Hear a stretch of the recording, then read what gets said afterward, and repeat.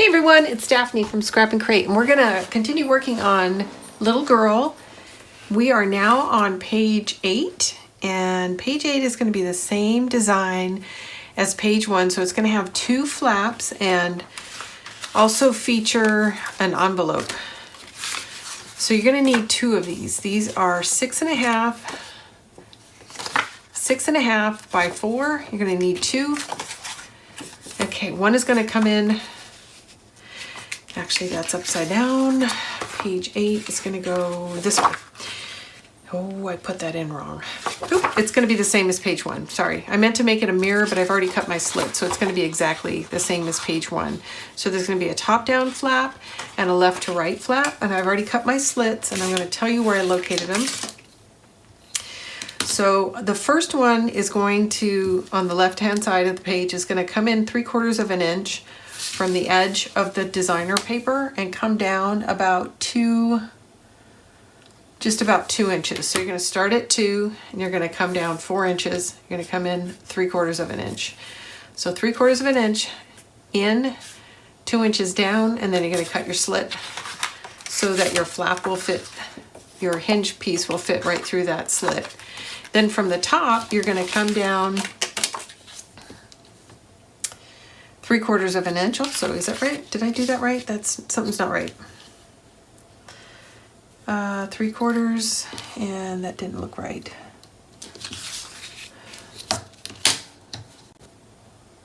Actually, this is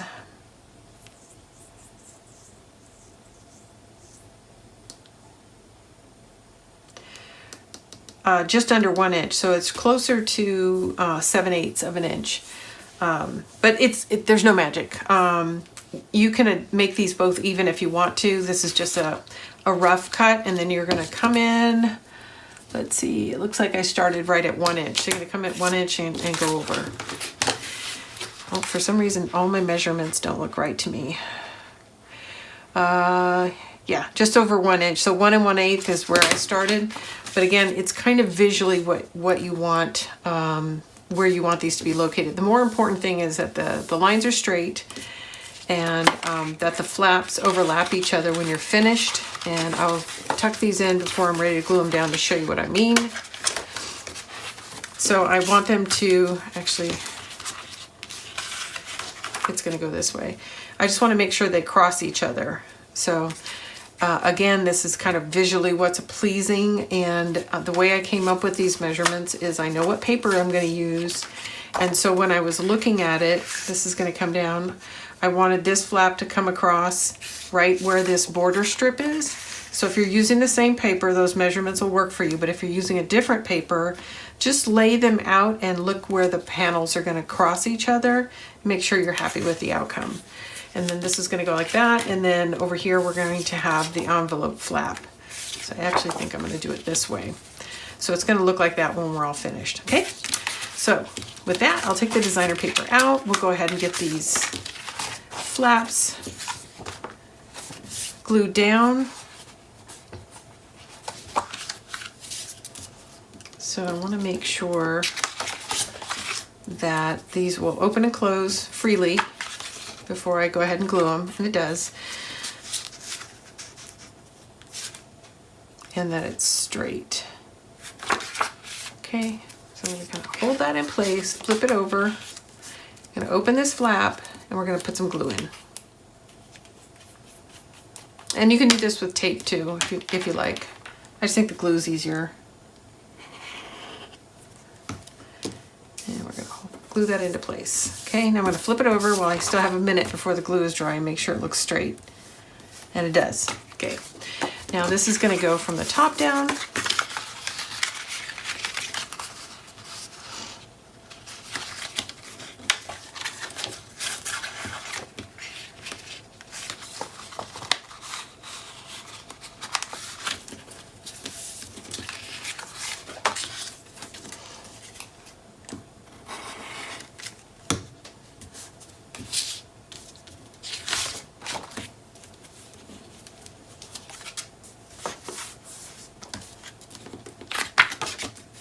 Okay, now I'm going to turn the right side up again.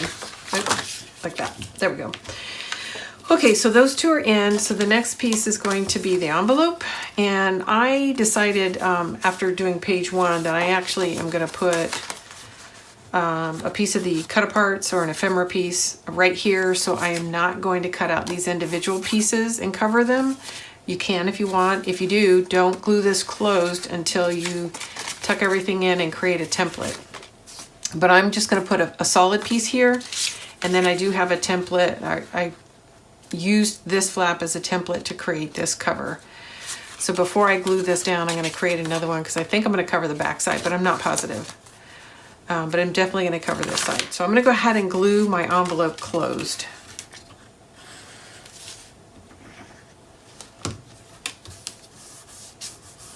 Okay, and then I can apply it here. I put a reference line, and that is 3/4 of an inch away from the right hand edge, and that is where I'm going to place the envelope. And then once I get that in, we can go ahead and place our magnets. Again, this is a 4-bar envelope. It's a standard envelope that the instructions for scoring, cutting and scoring are on the Martha Stewart scoreboard.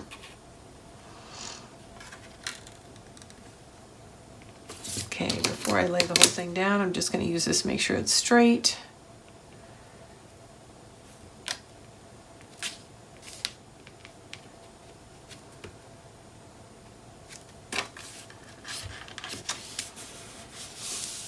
Okay, there we go. So that's in. Okay. And it's going to close like that. So now we can add our magnets. I'm going to place one on the top here and cover it with this piece I've already cut out. So I need my 5/8 inch tape is what I'm using to cover the magnet.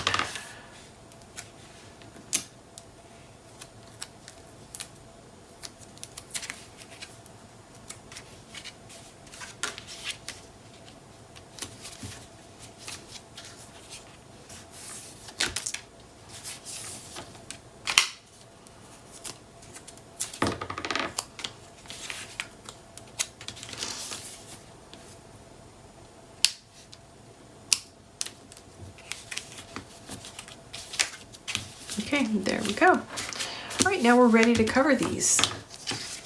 So I think this is what I had. Yes, so this is the first one that's going to go in. Let's look and see. I haven't inked it, so let's do that real quick.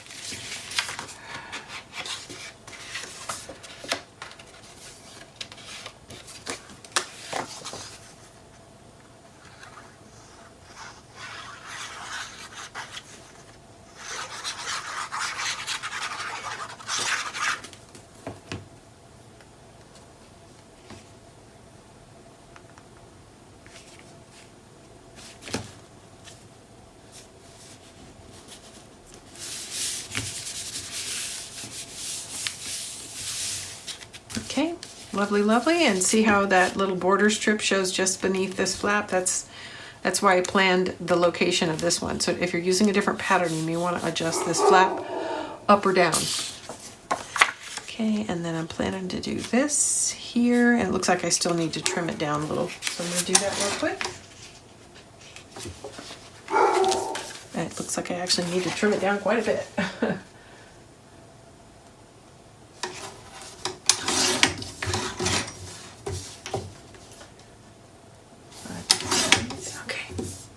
We'll add some ink here and we'll get this in.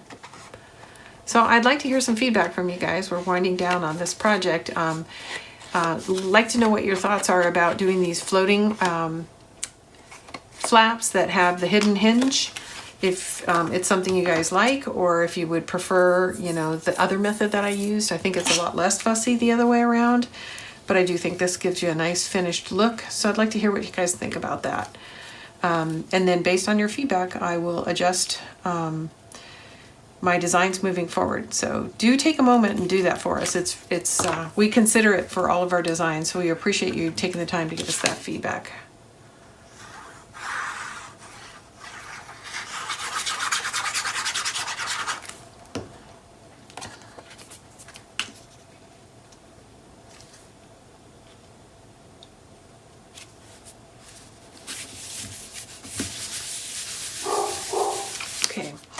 Now for this piece, this is one of the cut aparts, and that's what I think I'm going to use here.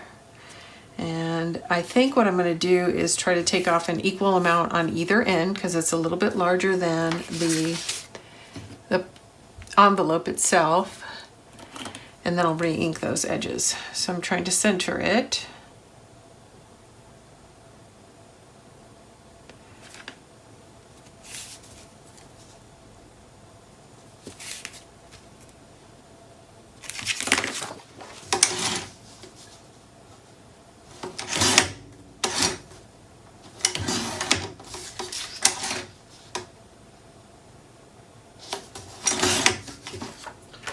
So when I first decided on the size for the envelope, I had not considered what I was going to cover it with. And if I had done that, I might have made my envelope just a smidge bigger so that I wouldn't have to retrim my cut aparts, but it's not that big of a deal.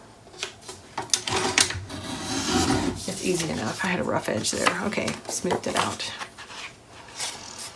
That also means if you want to use the cut aparts as inserts to these envelopes, they're going to need to be trimmed down as well. So just something to consider. But as you can see, it just took some moment, and here we are. We're ready to put it down. Okay, so now there's something I want you to consider when you're laying down your glue. This whole edge is going to be on the envelope, but you can see this cut apart. Let me shift this forward. This cut apart here is also going to be in this area that's void. So my recommendation is to put a strip of glue on the cut apart here, and then the rest of the glue you want to put on the envelope, because you want to make sure you don't cover the part of the cut apart that's going to be in this open space, if that makes sense. Hopefully it does.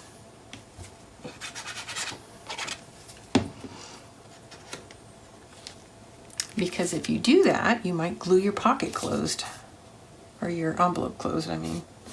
Okay, so there we go. And we can still get something into the pocket as designed. Okay.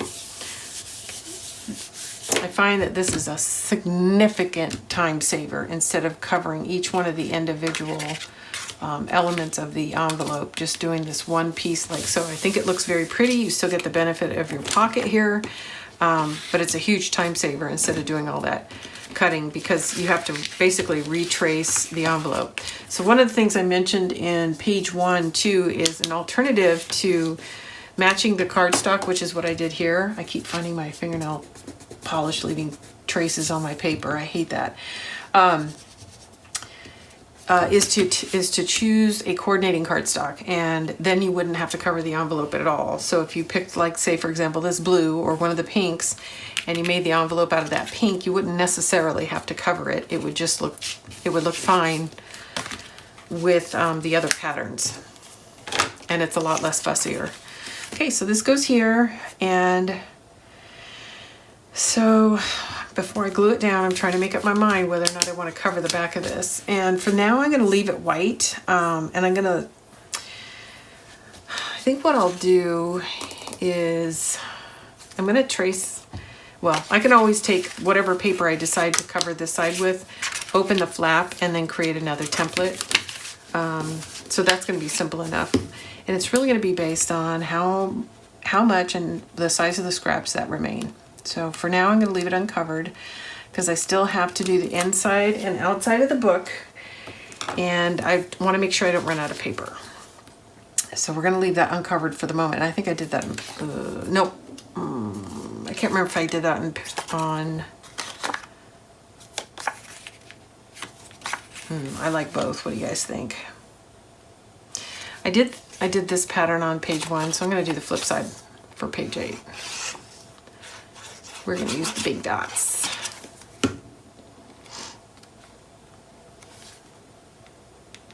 So on page 1, I made the mistake of putting the magnet on the inside of the flap, which is what I would normally do because I don't like magnets on the top.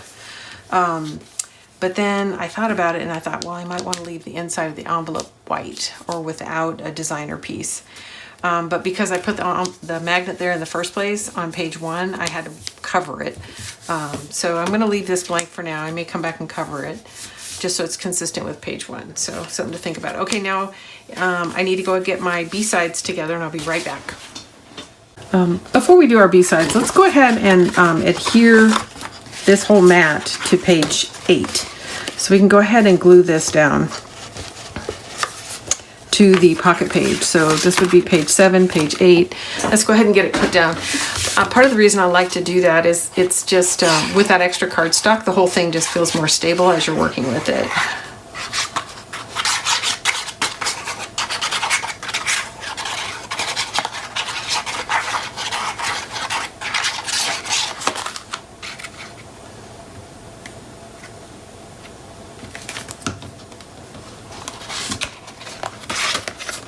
Okay, I'm going to double check that there's the pocket part of the page, and it's going to get installed like so.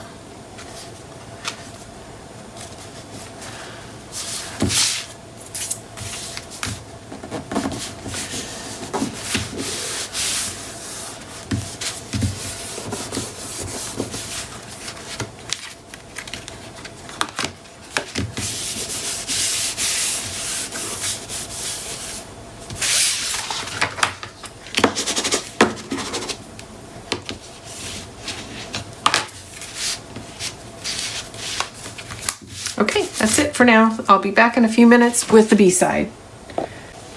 Okay, now we're working on the B side of page 8. B side of page 8, and so I did trim out, but it looks like I need to trim it again because it's a little too wide.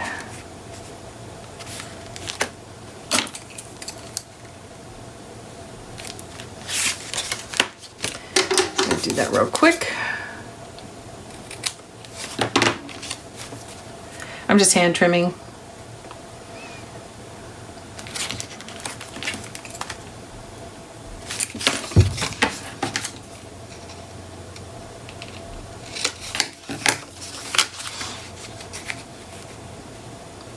Okay, good enough.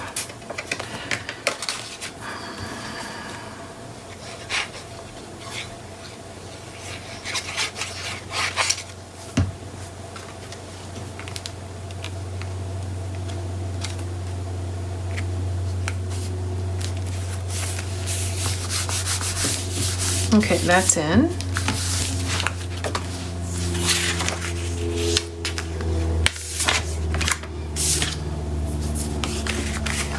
So this has orientation, so the hearts are going horizontally. So, but if I flip it over, then I have a little bit more flexibility with the pattern. And I think before I make my final decision, I'm going to look at it 2 ways. So that's one way. I can't do the hearts on this side because of the orientation, but I'm gonna look and see if I've got any other paper I can work with. I have this.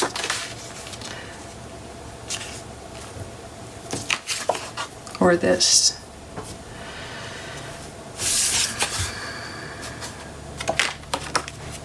I think I like that. So that's what I'm gonna do. So we're gonna ink them and put them in. And this I had already done, I'd selected it and put it down earlier. And again, I picked one without an image or a child image on it. So the collection itself has some chronology to it. It starts with a toddler, and I think it looks like the little girl might be in kindergarten or first grade. So if you if you want to use these images, you might want to keep track of the chronology, but if you leave these out and then add them to the book as you add your photos, it might give you a little bit more flexibility so that you're not trying to match your chronology to the book. You can add your photos and then hand select the ones that make sense for you, which is what I've opted to do. So I'm going to be putting some of those cut aparts in the pockets to be used and layered on top of your photos as part of the overall embellishment process. That's why I also kept those strong images off the base pages. It gives you more flexibility when you're putting your photos in with your images. So something to think about if you're building the book and you're doing something a little different than me. That's what my thought process was.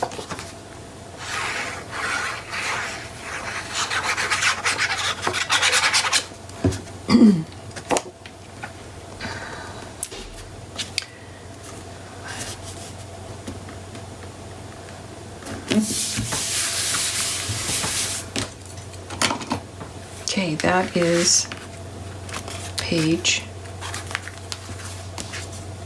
8. Okay, and again, we're going to stuff those pockets, but we're going to do that during the embellishment, and I will point those out during the walkthrough because I'm not going to do them right now. When we get back, we are going to spend some time installing all the pages into the album and then covering the album. So that was the end of the build main construction part of page 1 through 8.